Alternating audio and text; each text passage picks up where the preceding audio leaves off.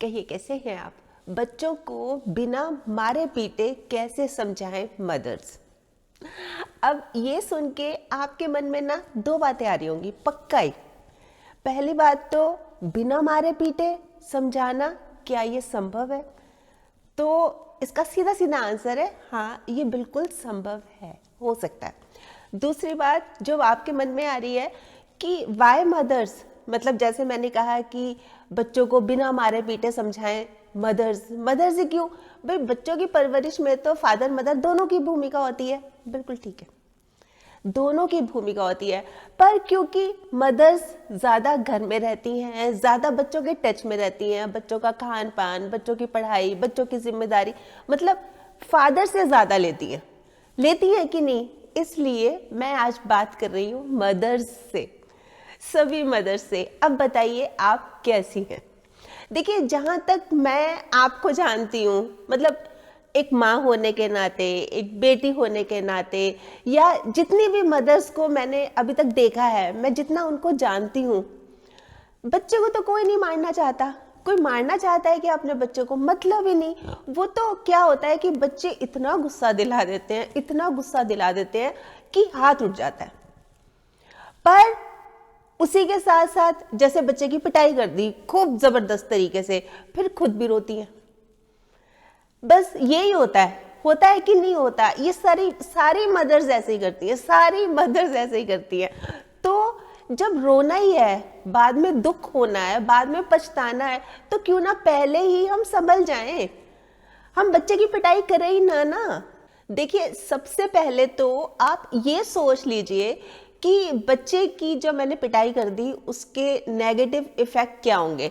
बच्चे को चोट लग सकती है ना, बच्चा मिसबिहेव कर सकता है, मतलब जैसे हम रूडली बात कर रहे हैं ऐसे वो भी हमारे साथ ऐसे ही बात कर सकता है। फिर बच्चा अपना कमरा भी बंद करके बैठ सकता है, मैं नहीं बात करता आपसे, कमरा बंद कर दिया, या फिर घर के बाहर चला जाए। तो हर सिचुएशन में एक अलग ही डर लगा रहता है। कमरा बंद करके बैठ गया, अरे पता नहीं क्या कर ले, घर से बाहर चला गया, कहाँ चला गया, या चोट लग गई, लोग क्या कहेंगे, अरे इतनी बुरी माँ है कि बच्चे को मारती है, या बच्चा मिसबिहेव कर रहा है, अरे कैसे संस्कार दिए। मतलब हर तरह से तो क्यों ना हम पहले ही संभल जाएं, हम पहले ही कुछ बातों का ख्याल रख लें। और बहुत छोटी छोटी सी बातें, ऐसे नहीं है कि पता नहीं क्या होगा, किस तरह से होगा, बहुत सिंपल। और आपको ये अपनाने के बाद, ये बातें अपनाने के बाद लाइफ इतनी इजी लगेगी कि आप सोच भी नहीं सकती। इस चीज की तो मैं ही गारंटी देती हूं। देखिए करना क्या है आपको, सबसे पहले तो ना आप ये मान के चलिए कि मैंने रिएक्ट नहीं करना, एकदम से गुस्से में नहीं आ जाना। ये हम आ जाती है, आप चाहे माने चाहे ना माने, पर हो जाता है ऐसा एकदम से। जैसे मान लीजिए आप दोपहर का टाइम है, आप आराम कर रही हैं, कमरे में लेटी हुई हैं, ठीक है, साथ वाले कमरे में दोनों बच्चे खेल रहे हैं। अच्छा एकदम से लड़ाई हो गई, एकदम से उनकी मार पिटाई हो गई, एकदम से चिल्लम चिल्ली हो गई।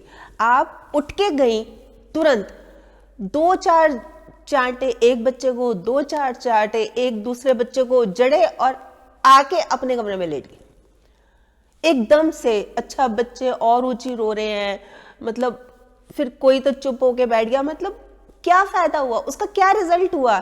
सोचने की बात यह है, आप एकदम से जाती, जैसे मान लीजिए यही सिचुएशन है, बच्चों की आवाजें आ रही है जोर जोर से, आप कमरे में गई, क्या हुआ बताओ तो। मतलब आप जज बन जाइए, कितना मजा आएगा जज बनने में। हुआ क्या, एक एक करके बताना, ठीक है, एक एक करके बताओ। अच्छा एक एक करके बता दिया, सुन लिया मैंने, मैं बताती हूँ बाद में। इतने छोटे वाले या बड़े वाले को बोला कि तुम मेरे साथ आ जाओ, मेरे वाले कमरे में आके बैठो, वहां पे अपनी बुक्स ले आओ, वहां पे पढ़ाई करो थोड़ी देर।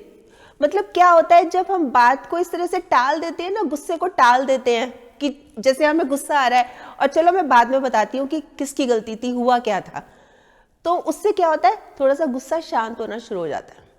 फिर हाथ उठाने की नौबत नहीं आती, नहीं तो कहाँ कमरे में जाते ही मतलब चांटे थप्पड़ मुक्का लगाना शुरू किया। बहुत गलत बात है, इस बात को समझिए कि वाकई में ये बात बहुत गलत है। फिर मान लीजिए बच्चा ना जिद कर रहा है, जिद क्या कर रहा है कि स्कूल की पिकनिक के साथ जाना है मेरे को, या फिर मेरे दोस्त का जन्मदिन है, मेरे को वहां पे जाना है, डिनर है। बिल्कुल नहीं जाना। जब मैं तेरी माँ हूं, मैंने तेरे को मना कर दिया तो मना कर दिया, पूछियो भी मत तू दोबारा इस तरह से। मतलब इस तरह से बोल के, और अगर ज्यादा जिद कर रहा है बच्चा तो दो चार उसको लगा भी दिया। पढ़ाई तेरे से होती नहीं है, घूमना फिरना लगा रहता है तेरा, मतलब इस तरह से बोल के आपने पल्ला झाड़ लिया। अच्छा, ये नहीं करना, मतलब इस तरह से एकदम से हाथ उठाना, गुस्सा नहीं, बिल्कुल अपने आप को रोक लीजिए, अपने आप को शांत कर लीजिए। बच्चा जिद कर रहा है, उसके उसके मन में बहुत सारे क्वेश्चंस है कि मम्मी मेरे को जाने क्यों नहीं दे रही।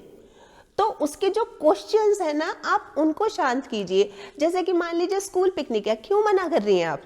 मना इसलिए कर रही हैं कि लास्ट ईयर जब स्कूल पिकनिक पे गया था, एक बच्चा गुम हो गया था, तो आपको उस चीज का डर है। आप बच्चों को क्लियर बताएं कि जब ये स्कूल वाले लेके जाते हैं ना, ये ध्यान नहीं रखते, तो मेरे को डर लगता है कल को कुछ हो गया तो, मतलब इस तरह से उसको समझाएं, क्लियर करें उसका माइंड। अच्छा, या फिर जैसे बच्चे के दोस्त का जन्मदिन है, वो रात को जाना चाह रहा है कि बेटा आप जा तो सकते थे, मैं आपको छोड़ के आती, पर वो घर है ना बहुत दूर है और रात को आते आते बहुत लेट हो जाएंगे, अकेला है वहां पे, बहुत माहौल बहुत वहां का ठीक नहीं है, शांत नहीं है, तो हम रहने देते।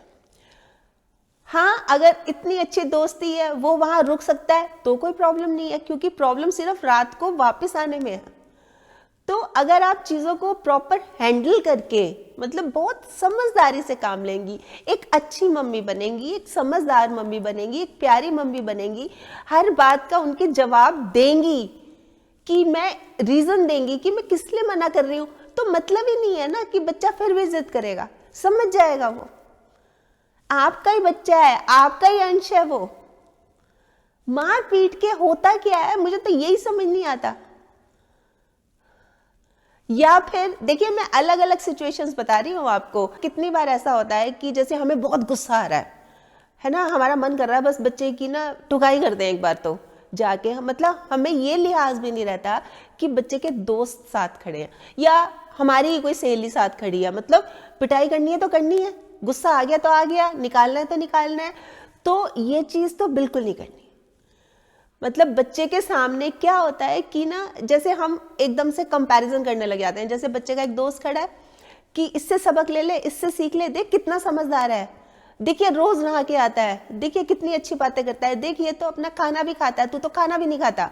मतलब इस तरह से बच्चे के सामने उसके दोस्त की बहुत ज्यादा प्रेज करना और अपने बच्चे को बहुत ज्यादा डीमोटिवेट करना, मतलब उसकी बेइज्जती करना है एक तरह से।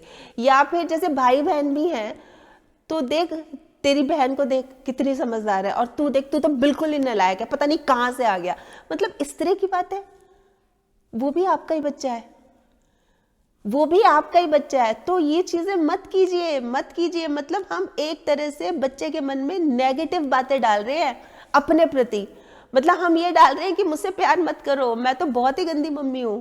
ऐसे आपको अगर समझाना है बच्चे को, कोई बात आपको बुरी लगी, एक बार बेटा आप कमरे में आ जाओ, आपसे कुछ बात करनी है, बहुत आराम से, बहुत सहज होके उसको कमरे में बुला लिया। फिर कई बार क्या होता है कि जब हम अकेले में बच्चे को कुछ समझाते हैं ना, अकेले में समझाते हैं, तो वो सलाह बन जाती है। और हम सबके सामने समझाते हैं ना, तो बच्चा क्या करता है, वो बेइज्जती फील करता है, अपमान फील। सेल्फ रिस्पेक्ट तो सभी की होती है कि नहीं होती?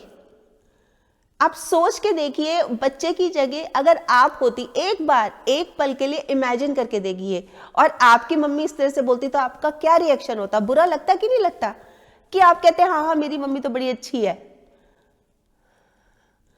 तो बच्चे की मतलब मेंटल स्टेटस को, उसकी फीलिंग्स को, उसकी भावनाओं को आप नहीं समझेंगी तो कौन समझेगा? कोई पड़ोस वाला आके समझेगा? बच्चा आपका है, ख्याल आपको रखना है, ध्यान आपको रखना है कि नहीं रखना?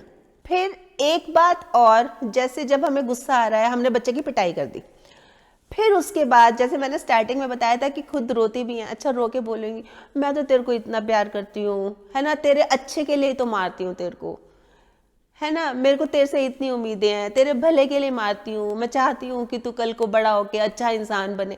तो उसके मन में, बच्चे के मन में पता है क्या आ जाएगा?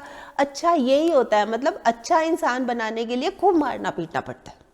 तो अगर उसके कोई छोटे भाई बहन है तो उनके साथ भी ऐसे करेगा। अगर कोई उसका अच्छा दोस्त बना हुआ है उसके साथ भी, भाई तेरे को अच्छा इंसान बना रहा हूं इसलिए दे दनादन उसकी पिटाई करेगा। बिल्कुल गलत बात है। मतलब हम बच्चे के अंदर नेगेटिव बात डाल रहे हैं कि पिटाई इसलिए हो रही है कि हम अच्छा इंसान बनाना चाह रहे हैं। क्या एक ही तरीका है अच्छा इंसान बनाने का? क्या सिर्फ एक ही तरीका है कि पिटाई करके ही बनाते हैं? नहीं तो किस लिए?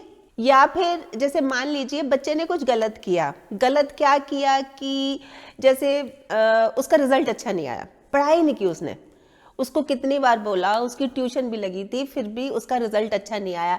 तो आप मुझे एक बात बताइए कि रिजल्ट अच्छा नहीं आया, आपने मार दिया, खूब पिटाई कर दी, क्या ये करके उसका रिजल्ट अच्छा आना शुरू हो जाएगा? नहीं। इस कंफ्यूजन से आप बाहर निकल आइए। ऐसे रिजल्ट अच्छा आना शुरू नहीं होगा। रिजल्ट अच्छा आना शुरू होगा जब आप उससे मिलके बैठेंगी, पूछेंगी कि क्या रीजन है। मतलब आपकी ट्यूशन भी लगाई हुई थी, मैं रोज आपको ड्रॉप भी करने जाती थी, मैं रोज आपको लेने भी जाती थी, कहाँ कमी रह गई? आपके मार्क्स अच्छे क्यों नहीं आए? पढ़ाई क्यों नहीं की? मतलब रीजन जानने की कोशिश करेंगे जब तो किसी निष्कर्ष तक पहुंचेंगे ना।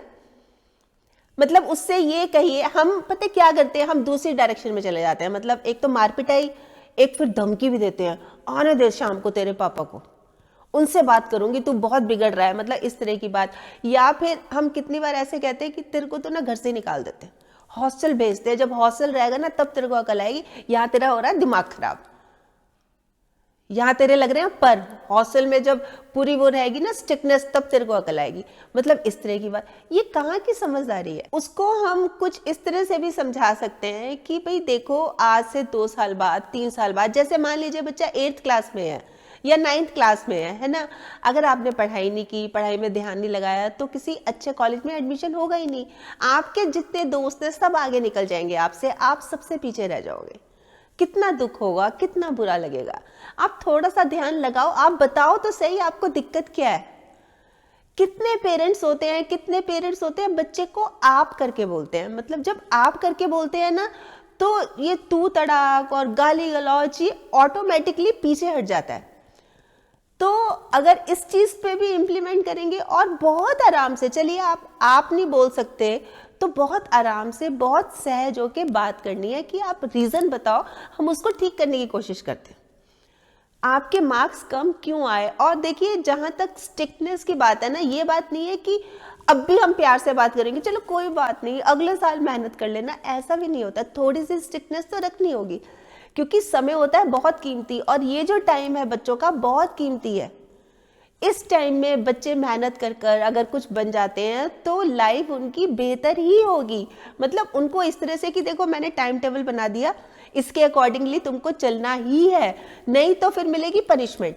अच्छा, पनिशमेंट भी बच्चों के साथ मिलके बनानी है और कुछ क्रिएटिव पनिशमेंट्स बनानी है। इस बारे में भी वीडियोस बनाई हुई है मैंने। मतलब बच्चे को आराम से समझाना है, क्रिएटिव पनिशमेंट, ताकि बच्चा अगर पनिशमेंट ले भी रहा है ना तो उसको ये जेल की तरह ना लगे, मतलब वो उसको भी एंजॉय करे, वो भी आराम से हो। क्योंकि हम हमेशा ये चाहते हैं कि पेरेंट्स और बच्चों का जो आपस में रिलेशनशिप है ना, आपस में संबंध है, बहुत प्यार से बना रहे, प्यार ही प्यार बना रहे, मतलब उसमें कोई और गुंजाइश हो ही ना किसी भी तरह की। तो थोड़ी सी स्टिकनेस भी जरूरी है, और इसी के साथ साथ उसको ये फील कराना भी बहुत जरूरी है कि हमें बहुत दुख हुआ, आपका रिजल्ट अच्छा नहीं आया है ना, आपको तो हमें प्राउड फील करवाना चाहिए था, और हम तो देखो हमारे तो सिर ही झुक गए शर्म से। तो ये तो अच्छी बात नहीं है ना। अब करेंगे हम मेहनत, मिलके करेंगे। आपको जितनी सपोर्ट मेरी चाहिए मुझे बताओ, मैं करूँगी, पर हाथ नहीं उठाना। देखिए, बच्चे कौन होते हैं? बच्चे हमारा ही प्रतिबिंब है, हमारा ही आईना है। हम जैसा करते हैं वो वैसा ही करेंगे। हम उनको प्यार दे रहे हैं तो वो भी हमें प्यार देंगे। हम उनसे तू तड़ाक करके बात कर रहे हैं, मिसबिहेव बात कर रहे हैं, रूडली बात कर रहे हैं, तो वो भी ऐसे करेंगे, तो नक्के करेंगे। हम घर का माहौल अच्छा दे रहे हैं, हम उनको पॉजिटिव माहौल दे रहे हैं, हम समय समय पर उनको एनकरेज करते हैं, हम समय समय पर उनको मोटिवेट करते हैं, हम शाबाश बोलते हैं, बहुत अच्छे, अरे वाह बोलते हैं, बात बात पर बोलते हैं, तो वो खुश रहेंगे, उनके चेहरे पे स्माइल आएगी। और जहां हमने हाथ उठाना शुरू कर दिया, जहां हमने पिटाई करनी शुरू कर दी, हम तो हिटलर की कैटेगरी में आ जाएंगे। बच्चे जब दोस्तों के साथ होते हैं ना अपने, हमारी बुराइयां करते हैं। हमें अपनी बुराइयां करवानी है अपने बच्चे से, या फिर हमें बनना है रोल मॉडल कि भाई मम्मी हो तो ना मेरे मम्मी जैसी हो, इतनी अच्छी है, इतनी प्यारी है, इतनी फीलिंग्स मेरी समझती है, बस मेरी मम्मी का तो जवाब ही नहीं। मतलब इस तरह से देखिए, लाइफ में हमें इतनी मेहनत तो कर ही लेनी चाहिए कि बच्चे का आत्मविश्वास बढ़ाने के लिए, कॉन्फिडेंस बढ़ाने के लिए हमें किसी दूसरे का एग्जाम्पल लेने की जरूरत ना पड़े। मतलब हम खुद ही एग्जाम्पल हो, हम खुद ही रोल मॉडल हो।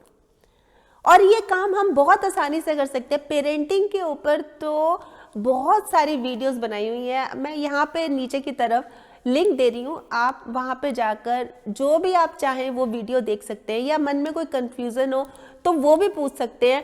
पर बच्चे की पिटाई कभी नहीं, बिल्कुल भी नहीं। मतलब बहुत नेगेटिव इफेक्ट पड़ते हैं। अभी आपको महसूस नहीं हो रहा, बच्चा जब बड़ा हो जाएगा ना, आपसे दूर दूर रहेगा, आपको प्यार ही नहीं करेगा। इससे बड़ा और नेगेटिव इफेक्ट क्या होगा, जरूर सोचिएगा।